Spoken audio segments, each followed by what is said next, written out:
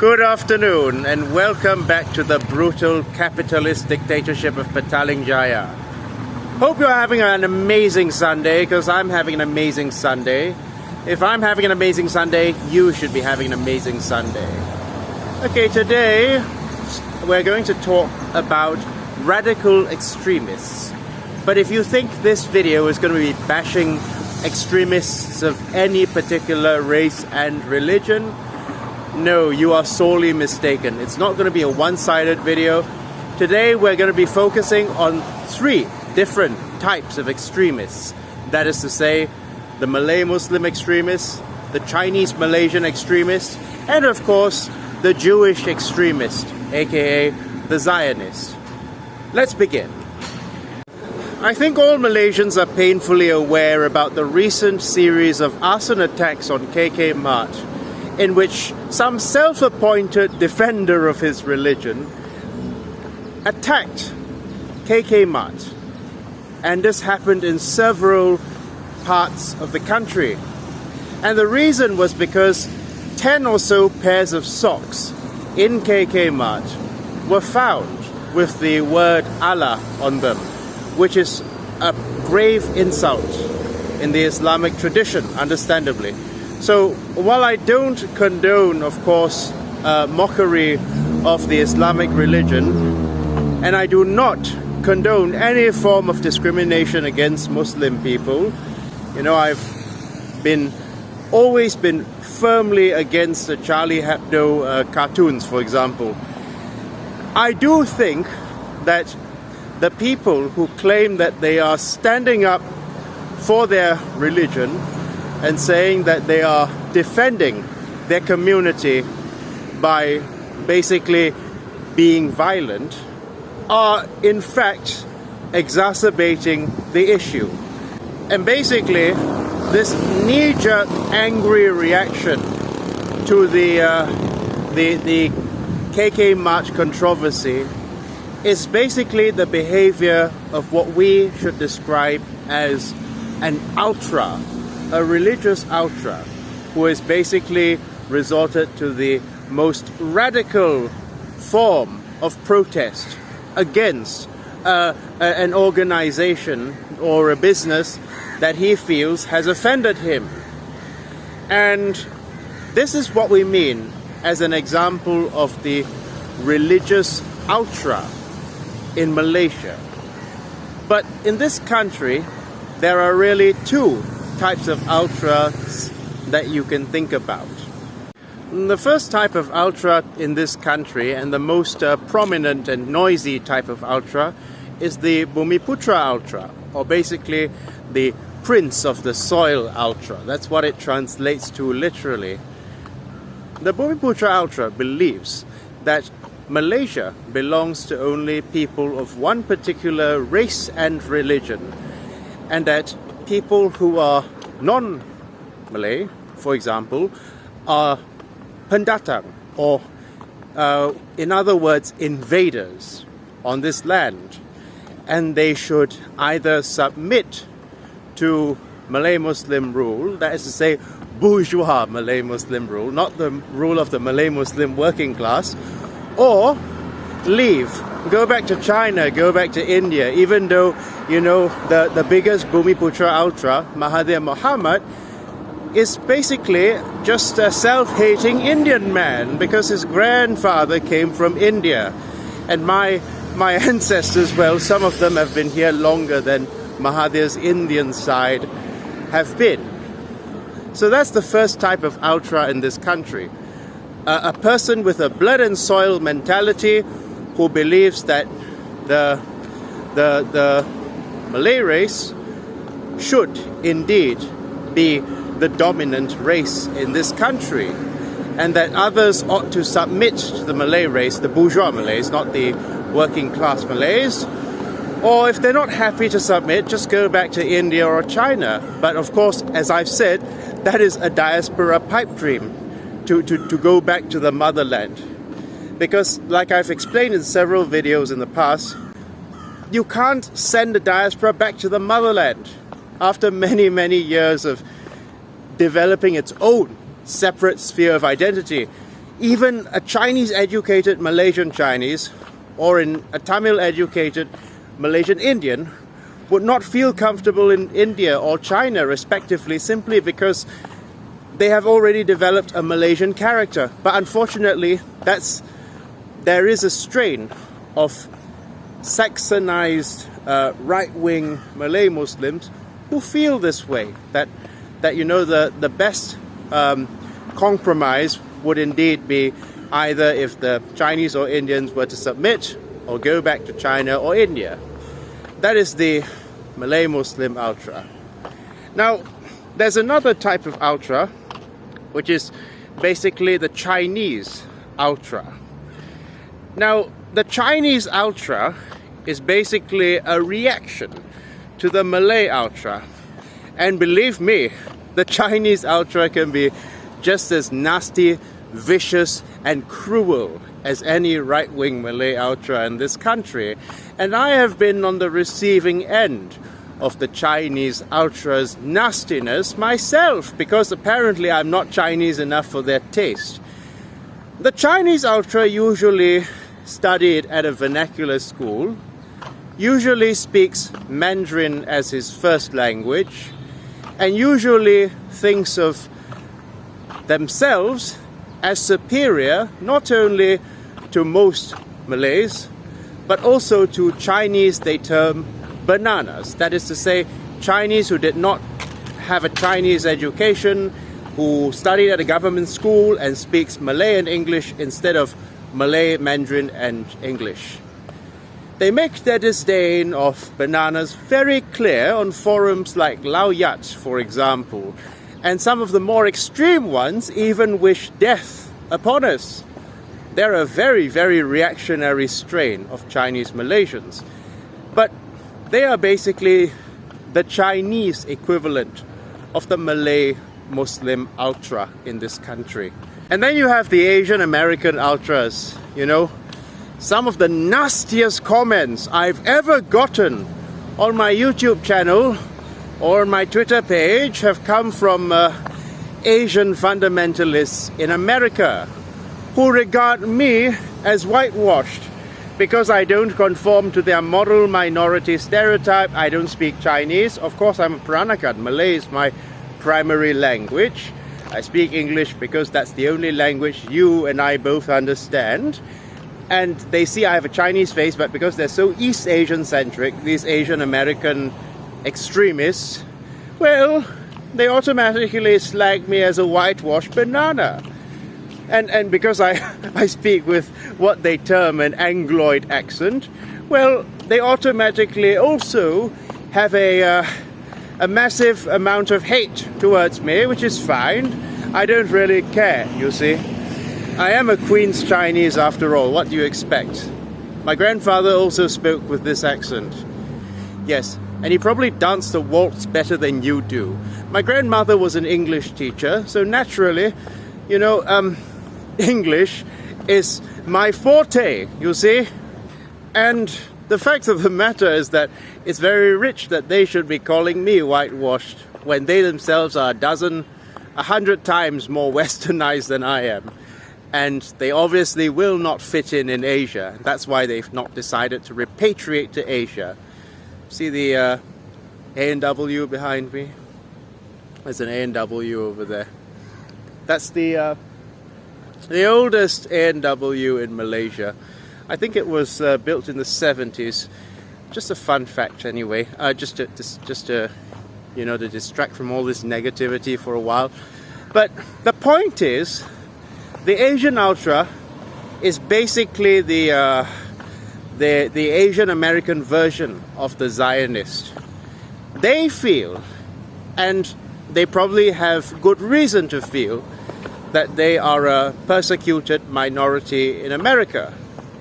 But although you might have sympathy for their plight, the fact of the matter is that the Asian Ultra has become so angry and so hate-filled and so saturated in toxins that they even regard people like me as enemies. I think they have terms like Uncle Chan or Auntie Lou. to describe whitewashed Asian Americans. My friend, Comrade Rice, whose channel I'll promote as usual in the description box, says the same thing about Afro-Saxons. They have terms like Uncle Tom or Oreo. Now those are the African American ultras, but you know, I'm not really qualified to talk about African American ultras, so I'll let Ken talk about them. They always claim that they are defending the dignity, defending the rights of their community. But if you're a member of their race who does not fit their rigid mold about what an Asian or a black person is supposed to be, well, you see just how nasty they can get. Some of them, and some of them have even joined forces with the Chinese Malaysian ultras in order to slag me. You see that some of them are so nasty, they even make a white supremacist look reasonable. And last but not least, we get to the most famous of all these ultras, the Jewish ultra, aka the Zionist. Zionism is basically a 19th century European philosophy. But anyway, there's also another strain of ultra that is very similar to all the aforementioned strains.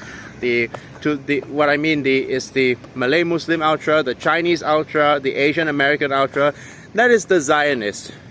The Zionist is another strain of race ultra who demonstrates the exact similar characteristics of all the aforementioned ultras.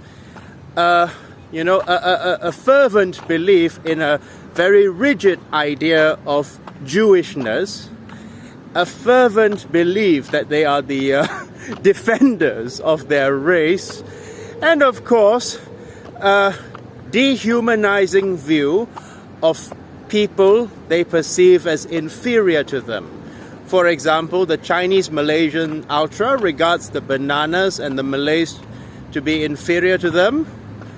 Some of them in Singapore even regard the Peranakans, I'm Peranakan, the half Chinese, half Malay mix to be inferior to them. And of course, the Zionist regards the Palestinians to be inferior to them. And mark my words, if they had the political power, I would be in trouble as well. Okay? I've even seen Chinese ultras in Malaysia talking about deporting the Malays to another country. And I've even seen Malay ultras talking about deporting the Chinese and Indians. But the fact of the matter is that the Zionist is probably the most brutal of all of these ultras. They don't just resort to nasty words or petrol bombs. They actually are willing to slaughter you if they regard you as subhuman. Yeah, the most brutal of all these ultras is probably the Zionist. Now, the point that I want to talk about is the ultras always say that I don't care about being liked. You can like me, you can hate me, but I care about the survival of my race. I care about the survival of my religion. La-di-da-di-da. The idea is that they're always, if you don't mind me using Malay, mempertahankan muamarwa bangsa mereka. That means defending the dignity of their community, right? They believe, or at least they seem to believe, that they are the guardians of their ethnic community or racial community, whichever community that might be. But I ask you this, the ultras may call members of their own race nasty names if those members of their own race disagree with them. Like the Jewish ultras may call people who don't agree with them kapos, right? Which means a Jew who collaborated with the Nazis.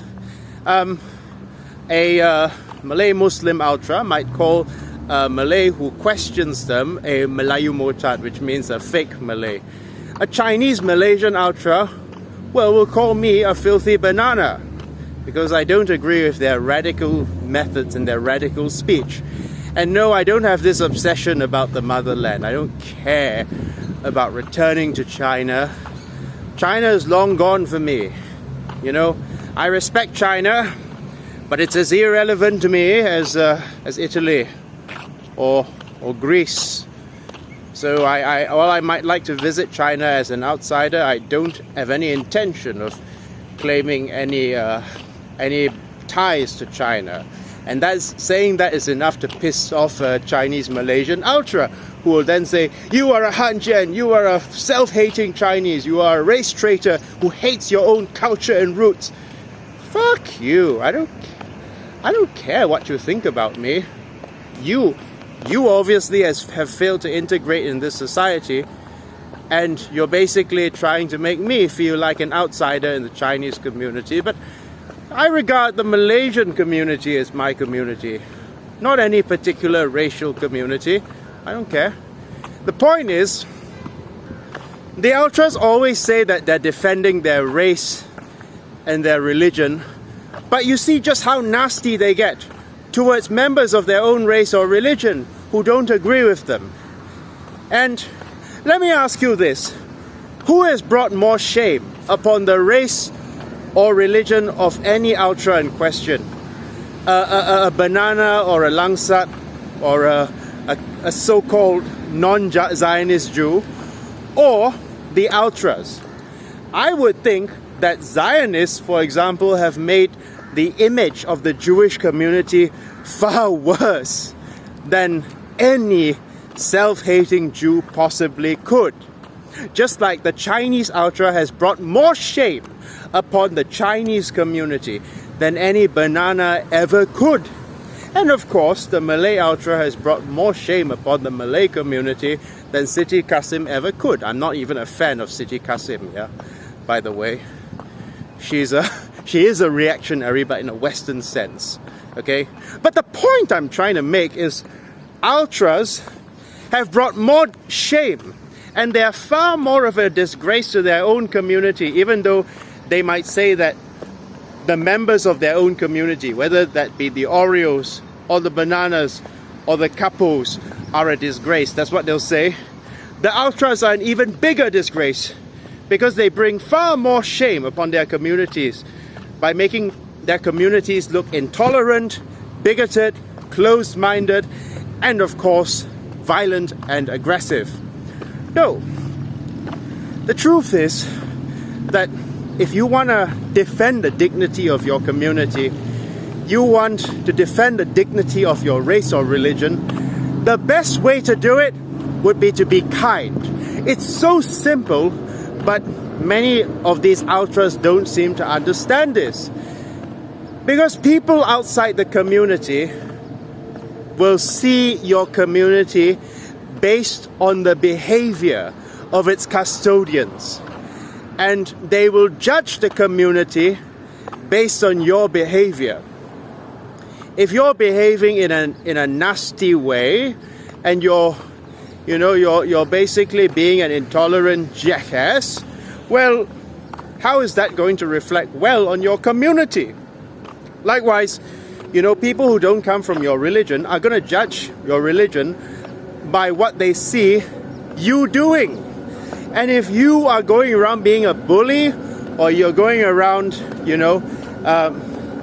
doing violent things, breaking the law and all that, is that going to give people a good impression of your religion? Or if you're a race ultra, this is a bit different. Are you going to give people a good impression of your race if you go around calling people banana or Oreo or Capo just because they disagree with you? You see, the point is, as I've said, ultras have brought far more shame upon whatever race or religion they belong to than anyone ever could. And if you want to fix others, you should fix yourself first. Mau ubah orang lain, ubah diri dulu lah. That's to translate that means want to fix others, fix yourself first. I know, I understand that that race relations could be better in Malaysia. Religious relations could be better in Malaysia. But you're not going to improve them by adding fire to the flame and creating this tribalistic mentality of us versus them. You could just be nice. Yeah, Is it so hard to understand?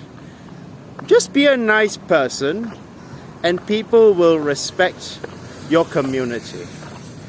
Okay? Well, that's about it for today. I don't really care if I get hate comments by any ultra or what have you. But I'm just saying, extremists bring far more shame upon their own communities than any other member could. Okay? Thank you very much. Have a nice day. It's getting hot. I'm gonna go back to my antique shopping now.